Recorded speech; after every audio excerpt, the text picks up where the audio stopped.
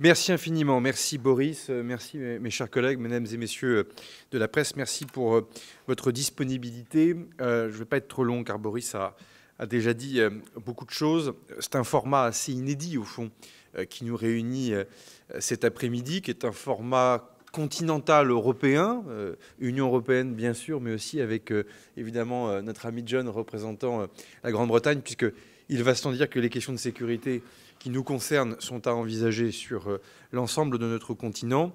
Et puis dans un moment particulier, parce que nouveau secrétaire général de l'OTAN, parce que nouveau Parlement européen, parce que nouvelle Commission européenne, parce que nouveau haut représentant pour la politique étrangère de l'Union européenne, parce que nouvelle administration américaine, on est dans un moment particulier dans lequel on a un renouvellement important de la plupart des instances ou des alliances auxquelles nous participons, en tout cas un certain nombre d'entre nous participent, et puis de l'autre côté, on le voit bien, escalade en Ukraine, notamment depuis que la Russie a décidé de faire appel à la Corée du Nord avec un moment de tension que nous connaissons, évidemment, on pourra y revenir en répondant à vos questions.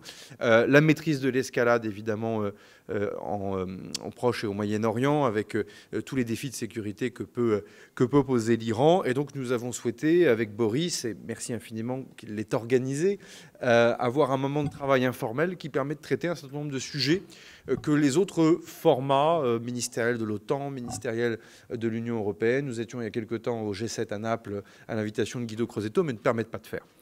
Peut-être quelques mots sur ce qui nous a réunis cet après-midi. Je ne reviens pas sur l'Ukraine, ça a été dit par Boris. On a eu un moment de travail avec Roustem Umerov.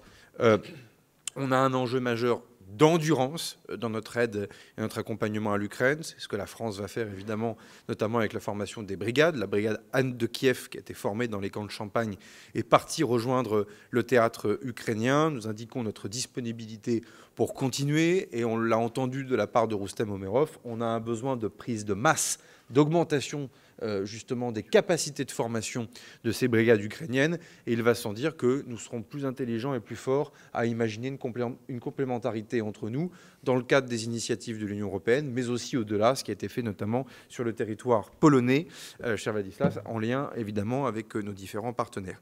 Il y a aussi un enjeu clé autour de l'utilisation des avoirs gelés russes, il faut le dire aux contribuables européens, aux contribuables français, que nous sommes dans un moment où, en plus, l'effort de guerre, nous avons fait preuve d'innovation et d'ingéniosité pour le financer autrement. La plupart des missiles qui vont partir pour l'Ukraine depuis la France dans les toutes prochaines semaines, des canons César, des missiles Mistral, des missiles Aster pour le Santé que nous avions mis à disposition avec l'Italie, sont désormais financés en grande partie par le produit des avoirs gelés russes. Et cela aussi, c'est une victoire diplomatique et une victoire importante pour nos budgets. J'y reviens pas.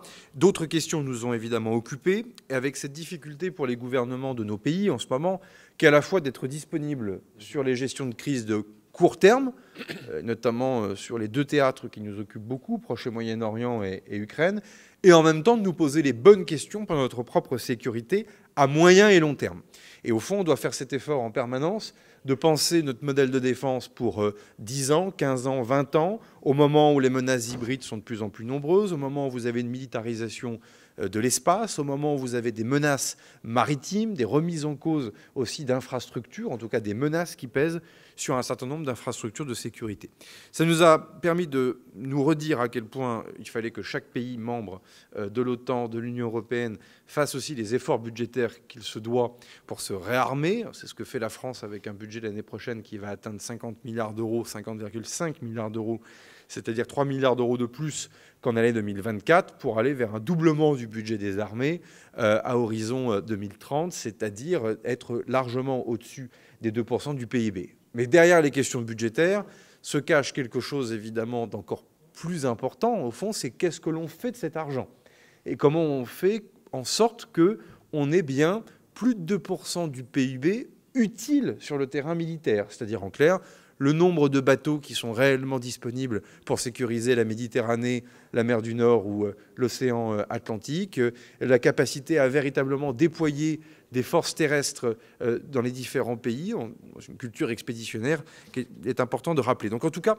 là, il y a évidemment un enjeu qui est clé, qui repose aussi sur le développement des industries de défense, puisque l'aide à l'Ukraine a montré aussi que nous étions dans un moment dans lequel notre modèle industriel était à revoir. Alors des progrès ont été faits depuis 2 ans, mais enfin on voit bien qu'on est seulement au début de l'histoire.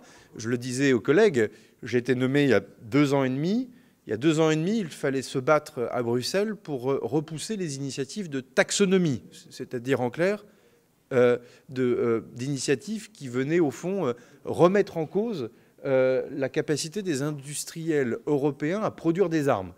2 ans et demi plus tard, on voit bien qu'on a changé complètement d'ambiance et qu'on nous demande de faire encore plus et plus vite, en seulement 2 ans et demi de temps.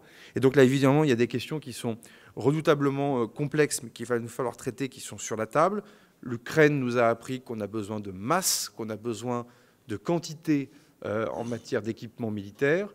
Or, on le voit bien aussi, les frappes entre l'Iran et Israël nous apprennent qu'on a aussi besoin de haute technologie, d'innovation et de précision. Donc au fond, on est dans un moment où il va falloir qu'on demande à notre industrie à la fois une endurance en matière d'innovation et en même temps une endurance en matière de capacité à produire. Et ça, évidemment, ça veut dire qu'à plusieurs, on sera évidemment plus fort.